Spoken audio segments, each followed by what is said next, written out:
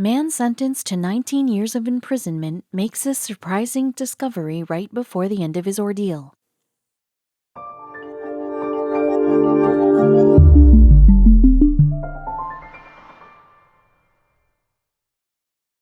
But before we start, please make sure to subscribe to m&rtv and hit the bell so you never miss any upload from us.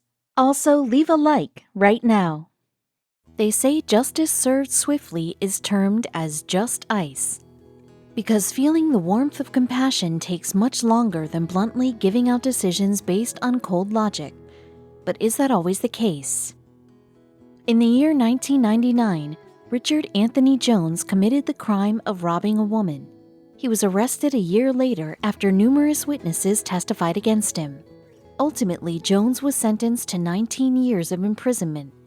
It wasn't until decades later, when his ordeal was about to end, Jones discovered an eerie reality within the walls of the prison that changed the course of his life forever. In the summer of 1999, a white Prius was parked underneath a clear sky in the Wyandotte County of Kansas.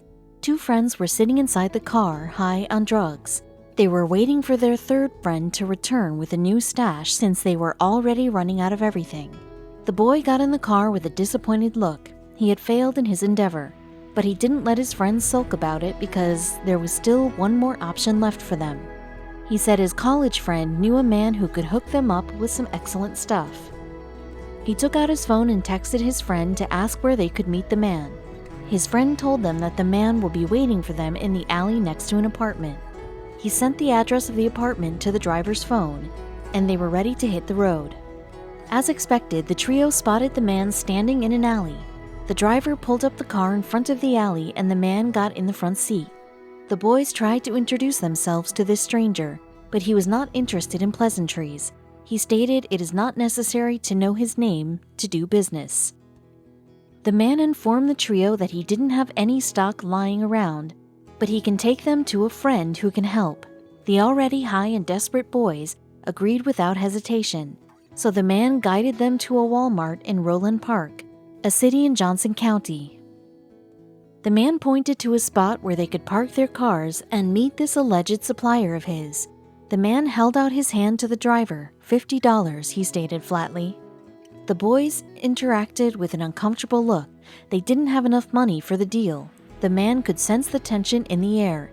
He let out a sigh and told them he will help them with the extra cash. The lads in the car assumed that he had the extra cash on him, but the man had some different plans altogether. He spotted a woman walking towards their car. He suspected her car must be the one they are parked next to. And before the trio could even fathom what was happening, the man got out of the car and commenced his attempt to steal her purse. The trio exchanged a bewildered look with each other, and the alarming part was that the woman was putting up a fight, and the man was still not letting go of the purse. People were catching up to the scene now, and the boys did not want anything to do with this, so the driver stomped on the gas pedal and raced his car out of the parking lot, leaving the man behind. When the man noticed that people were running towards them, he somehow managed to snatch her cell phone and escape the scene. The woman tried to get a glimpse of his face hidden behind the hood of his jacket, but she could barely make out his features. She ran inside Walmart and called the authorities. The sirens from the police cars echoed in the Walmart parking lot. The woman was being interrogated about the incident by a team of officers. Unfortunately, she could not describe the man in precise details because she could not catch a clear view of his face. And since her car was parked away from the Walmart entrance, the security camera did not catch his face either. Despite getting no particular details about the man, the police began their investigation of the case. They began to compile elements of his appearance from the eyewitnesses to create a criminal profile. According to the witnesses, the culprit is a man with thin build and has a head of dark hair. Even though the officials found a bunch of eyewitnesses, the description of his race had a few discrepancies. Some claimed he is a black man with light skin. Others claimed he is from Hispanic origin and had dark skin. However, the officials decided that the former description was more reliable. The police went around and browsed their database in an attempt to find pictures of men that resembled the culprit. It was a tedious process because the description given to them was not too precise, and there were dozens of people who fit the description given to them by the eyewitnesses, but they knew it was a start. After months and months of searching and collecting data and photographs, the police finally had a list of suspects along with their pictures. They had tried to narrow it down to a few dozen, but there were still a lot of photographs. They needed somebody who could be more precise and identify the man to narrow it down even further for them. During their investigation, the officials managed to track down the driver of the car in which the culprit reached the crime scene.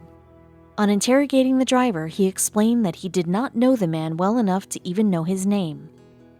Regardless of the unfamiliarity, the police asked the boy to come down to the station and identify the man through a set of pictures. The vast collection of photographs of the suspects was spread out on a table, and the boy was asked to sit in front of it and take his time. The boy sat down and began to browse the pictures. His memory was slightly foggy since it was so many months since the incident took place, but after what seemed like hours, he pointed his finger to one photo. The man whose photograph the driver pointed out goes by the name Richard Jones, a 25-year-old married man. The police immediately ran his name through their system to retrieve his details. They came to know his house is in Missouri, Kansas City. And finally, in April 2000, almost a year after the incident, they made an arrest. The police called in the group of eyewitnesses next. They took out his photo and grouped it with a couple more pictures. They then asked the witnesses to point out the man who looked just like the culprit. All of the witnesses took out Jones' photograph from the stack and recognized him as the culprit. The trial for Richard Jones began almost immediately. The man pleaded for his innocence, claiming that he was not in Wyandotte at the time of the incident. He was hosting a party with his wife and was busy cleaning up his home that night. But despite his reasoning, the court found him guilty because he had been recognized by all the witnesses. In late 2000, Jones was found guilty of intensified robbery and was sentenced to 19 years in prison. It was the beginning of a tragic time for his family. He had to leave behind his wife and 2 daughters, one of whom was only 5 at the time. Jones was sent to Lansing Correctional Facility, which was about 25 miles northwest of Kansas City. His life was contained within the 4 walls of his cell. He had nothing to do but stare at them, the paint that has been chipped off over the years, or the markings chiseled in by other prisoners. He was slowly losing his mind, trying to derive meaning from these dull, gouged walls, anything to pass time.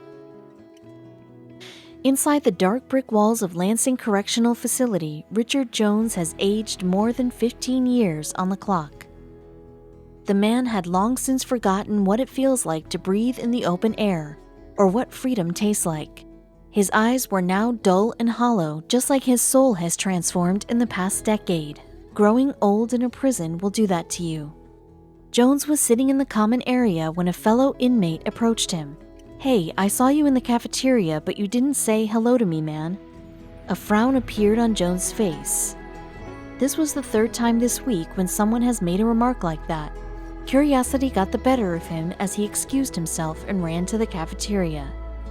Jones made his way through the massive crowd of people in the cafeteria and almost stumbled in his steps when his eyes landed on him.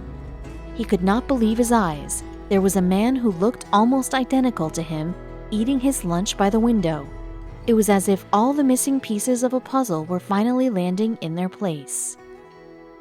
After doing some research in the library, Jones came across something called the Innocence Project, which was an initiative run by the School of Law at the University of Kansas. This organization was established back in 1992 to achieve justice for the wrongfully convicted. Jones went ahead and registered himself for their assistance. Once the team of the Innocence Project got to know the whole story, they immediately got down to work. And not much later, they managed to find a photograph of Jones' doppelganger along with a bunch of details about the man.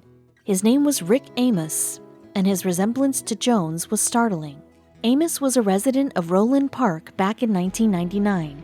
In fact, his house was very close to Walmart, where the crime scene took place. Apparently, he was evicted from his home way before the robbery took place, but further investigation revealed he moved in with his brother, and that address matched the address given to the lads in the car, where they picked up the man in the alley. The most unbelievable part about the whole case was the uncanny resemblance between Jones and Amos. They could pass for being twins. Despite having no family connections, their faces were strangely identical to each other. When their photos were put side by side, people could see that they had so much in common. They both weighed roughly 200 pounds and were 6 feet tall. And not only by features, but they were also similar by style too. They both wore cornrows and groomed their facial hair in the same goatee style. No wonder the witnesses confused Jones with Amos. If the fact that the two looked like twins did not convince the court, the investigators were convinced that Rick Amos's criminal record will be enough to convince them that he is the real culprit. His criminal record was an extensive collection of robbery, theft, plus currently he was serving time for sex offender charges. However, after so many years, he couldn't serve his time in prison in place of Jones. Even though the court could not charge Amos with Jones's allegations, the Innocence Project team started to build a case to reverse Jones's wrongful conviction. Luckily, they were able to meet with eyewitnesses who testified against Jones all those years ago. Since their statement was the key to the initial case, getting their testimony was crucial. Once the witnesses saw both the photographs side by side, their faith in the former statement faded away. The investigators also got the victim's statement, which said, "I am no longer certain I identified the right person at the preliminary hearing and trial. If I had seen both men at the same time, I would not have felt comfortable choosing between the two men and possibly sending a man to prison." Slowly, all the witnesses who testified against Jones withdrew their statements. The driver of the car who left the man behind said, "I remember having my doubts at trial. If I had been given these two pictures before trial, I would not have been able to tell them apart." With the massive heap of evidence in support of Jones, the case was taken over by two new law students in the year 2016. Even though the prisoner's ordeal was about to end and his right to appeal was diminished by now, they were able to gather enough evidence to convince the court to reconsider. Ultimately, on June 7, 2017, the initial case prosecutor, John Coles, was summoned to testify at a new trial. When the prosecutor reviewed the new evidence, he admitted that the previous judgment might have been wrong. He acknowledged that no reasonable jury would have sentenced Jones based on the evidence they have before them. As a result, after serving all but 2 years of his ordeal, Jones was released from prison the very next day. Even though Jones was released 2 years early from prison, there was no denying the fact that he had lost precious time for something he did not do. His daughters are now grown up, and he missed the birth of his grandchildren. Nonetheless, his family was thrilled to have him back. Jones's tragic case caught the attention of the national news. He appeared in various interviews, sharing his experience in prison and how difficult it was to stay away from his family. In an interview with ABC News, Jones said, "I hoped and prayed for this day to come, and when it finally got here, I was overwhelmed. It is not easy adjusting to life after spending nearly 2 decades behind bars." Jones admitted to not sleeping well at night. The past 17 years have been nothing less than painful for him. The cold, empty corridors and tiny claustrophobic cells still keep him up at night. He may have a warm bed to sleep in now, but it is going to take a long time for him to sleep peacefully. Of course, he is thankful that his family is there to help him through this difficult time. People were touched by Jones's story and wanted to help him out. So people from all around the country initiated a funding campaign and raised over $16,000 to help him to rebuild his life from scratch. Jones was overwhelmed at this gesture, saying that he had forgotten what kindness feels like. A year after his release, Jones filed for compensation of $1.1 million from the state of Kansas for wrongfully sentencing him for a crime he did not commit.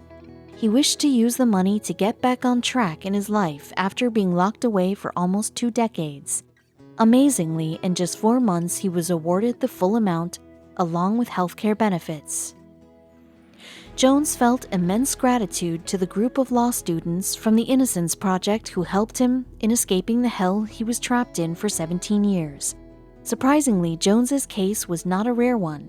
There have been more than a few cases of wrongful conviction.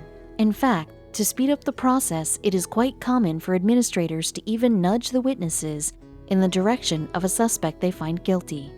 According to the Innocence Project, DNA data has helped more than 360 cases of wrongful convictions in the United States alone, and among them, 70% were the cases of wrong identification by eyewitnesses. This itself proves how flawed this method of evidence is. Nevertheless, this method is still approved to put people behind bars. The Innocence Project has pointed out a bunch of methods by which this flawed system can be improved. For example, appointing only 2 administrators who have no previous knowledge of the case and ensuring that the suspect does not stand out from other members in the lineup. Plus, the witnesses should clarify how certain they are that they have identified the right man. Currently, these amendments are only implemented in 24 states. This leaves out states like Kansas and Missouri, who rely massively on eyewitness testimony even today. As a result, even though there was no solid evidence linking Jones to the crime, he was sentenced to prison. The chance that Jones got of getting out of jail and proving his innocence may not be available to everyone.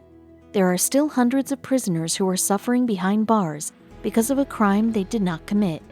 And it is admirable that young law students like the ones at the Innocence Project have taken a step to change the flawed justice system.